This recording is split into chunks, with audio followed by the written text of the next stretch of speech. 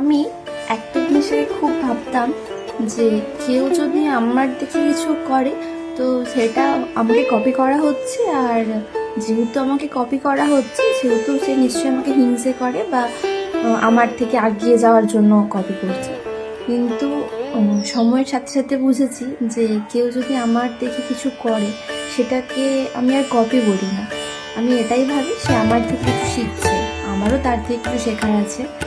তো সবাই কারো না কারোর থেকে কিছু না কিছু শেখে, তারপরে গিয়েই বড় হয়। কেউ নিজের থেকে সব কিছু শিখে যায় না। হ্যাঁ, কপি করছে তো অন্তত ওই মানুষটাকে মেনশন করা দরকার, আর যদি না মেনশন করতে পারে তো ঠিক আছে, ও করুক না। ও যদি করে স্যাটিসফাই হয় বা ও যদি করে জীবনে কিছু করতে পারে তো আমার কোথাও গিয়ে ভালো লাগবে যে আমার জন্য কেউ কিছু করছে। তো ওর ট্যালেন্ট থাকলেও এমনি এগিয়ে যাবে, কপি করুক আর নাই করুক।